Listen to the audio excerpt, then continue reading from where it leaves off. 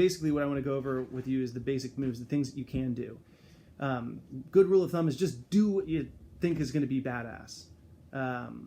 Describe what happens and describe what your character is going to do in the movie of the game, and then if the result is in doubt, if you're not guaranteed to accomplish it, then I will tell you, like, pause.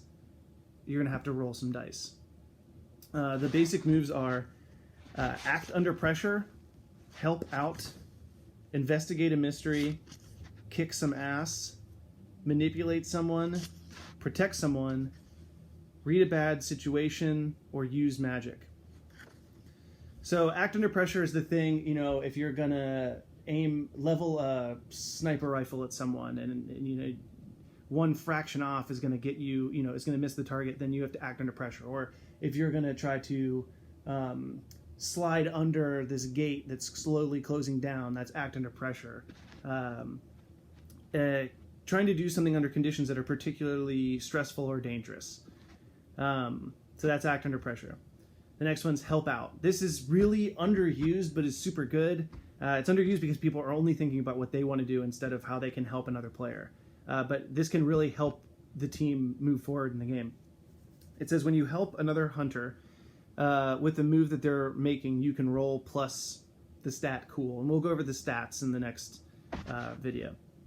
Help out is just like, I really want to make sure that what this guy says he wants to do is going to happen, so I'm going to provide backup. This guy wants to charge at the monster with a sword. Well, I want to help my buddy by grabbing the torch off the sconce and distracting the monster while he runs at him, or something like that. Next move is investigate a mystery. Investigating a mystery is looking for forensic evidence, looking up old folklore, typing the monster's name into Google is actually one of the things, capturing a monster and conducting tests on it. You can follow tracks, investigating eyewitnesses. These things, like, you have to describe how you're going to do it and how you're investigating the mystery. You can't just say, I walk into the room and I investigate a mystery. You have to tell me what you're doing to get information. When you do, you can roll plus the stat sharp. If you roll well, you can ask a series of questions. The questions are, what happened here? What sort of creature is it? What can it do? What can hurt it? Where did it go? What was it doing? What was it going to do? And what is being concealed here? So these are monster-specific things. So, you can't investigate a mystery to find out where the cop went, or, where the nearest gas station is. I don't know if that would be important in the game, but this is specifically for the monster. The next move is the move that's used most of the time, which is kick some ass. This is your, I'm going to launch an attack on this person. I'm going to, fight the monster. I'm going to throw a spear at it. I'm going to cut its head off. When you kick some ass, you roll the stat tough. And this is where you get to inflict the damage that your weapon says. Instead of there being a bunch of damage dice and all these different things, you look at your weapon that comes with your character, and you just do that much harm. It's really simple. If you get a really good roll, you only do one single roll for every move. If you get a really good roll, you could do more harm. One thing that's really cool about this game is that no matter what, whenever you fight someone, you're gonna get hurt because you're fighting a monster. Like, you're fighting a giant, scary, monster. You're in a terrible haunted castle. Like, you're not just gonna be able to hit the monster and walk away, without a scratch. So even if you succeed on a roll of kick some ass, you're gonna, cut the monster really deep in the shoulder, but it's going to get its claws in you somehow. But if you roll super well, maybe you can decide to suffer less harm or do more harm to end the fight faster, if that makes sense. The next move is manipulate someone. This is your charm and lie spell, or charm and lie move. This is telling the security guard that you're going to get him a raise, or scaring someone into doing what you want them to do. This role would be the stat charm. It's pretty straightforward. You can't manipulate monsters. That's a rule. The next move is protect someone. Sometimes there will be innocent bystanders that I will introduce to the characters, and you're responsible for protecting them. You can also use this to protect another hunter.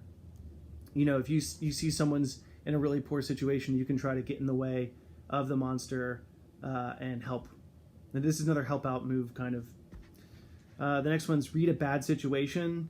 This is your more standard investigation move. So you can ask the questions, what's my best way in? What's my best way out? Are there any dangers that we haven't noticed?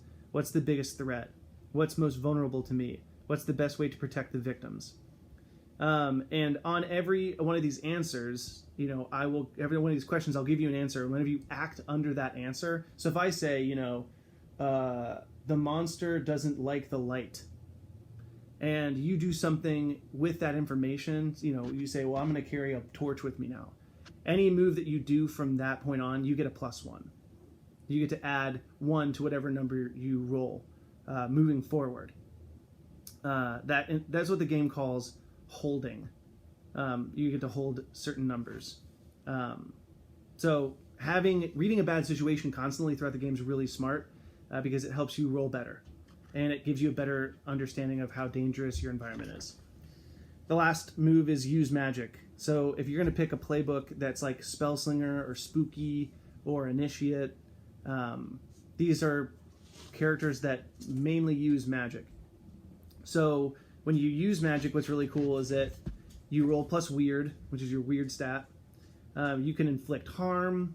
You can enchant weapons. You can do things beyond human limitations. You can bar a place, a portal to a specific person or creature. You can trap people. You can banish spirits. Summon a monster into the world. You can communicate with something that doesn't share a language with you. You can observe another time or place, or you can heal 1 harm of an injury, cure a disease, or neutralize a poison. The thing is, if you mess up, then you get a glitch in the magic. So you're like, I'm gonna light this guy on fire.